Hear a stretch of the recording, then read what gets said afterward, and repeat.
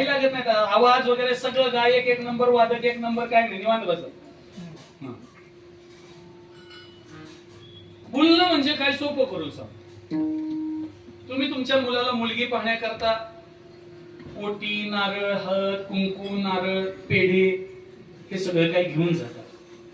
गेल्यावर त्यांचा छान नाश्ता करता, छान चहा घेता, पाठ ठेवलेला असतो, त्या पाटावर बसण्याकरता ती मुलगी नटून थटून आलेली असते. जरा लक्षात आणा, चालणं कसं असतं, राजहंसासारखं डौलात चालते, डोळ्यात कासवीचं प्रेम असतं, बोलणं हळुवारपणे असतं. आठवा पाटाव बसताना सुद्धा एक मार्दवता होती, हळुवारपणे. पाहिलं की मुलगा म्हणतो केली तर हेच करीन.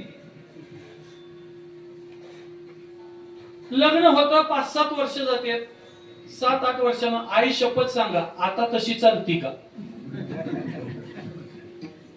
आता तशी बोलते का, आता पाटाव बसताना ती हळुवारपणा असतो का, नाही, आता होटासारखं चालते, सांबरासारखं वराडते आणि पाण्यात मस बसल्यासारखं बसते.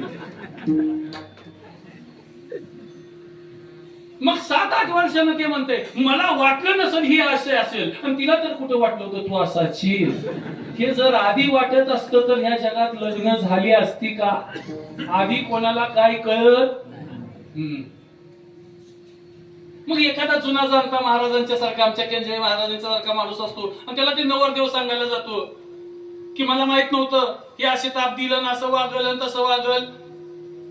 मग ते महाराज म्हणतात, बाबा तू आता ओरडतोयस, मग जेव्हा बघाय गेला होतास तेव्हा काय भुलला. हे महत्वाचं, हे महत्वाचं आहे. जेव्हा बघाय गेला होतास काय भुलला होतास का, मला माहित नव्हतं ती तशी असेल. म्हणजे जी जशी आहे तशी न दिसल्यामुळं माणूस काय झाला, भुलला. एखादी गोष्ट जशीच्या तशी न दिसता, म्हणजे विषय दुःखरूप असताना सुद्धा ते सुखरूप भासले की माणूस भुलतो. माणूस भुलतो का, तिघांच्यामुळे माणूस भुलतो. कुणामुळे, तिघांच्यामुळे. तिघ कोण, महायुतीतले नाही, मग महाविकास आघाडीतले ते पण नाही. माणूस भुलतो कोणामुळे, सत्वगुण, रजोगुण आणि तमोगुण. पंचतत्वाच्या ही जी 5 तत्व आहे, या पंच महाभूताच्या सात्विक भागापासून पंच ज्ञानेंद्रिय तयार झाली.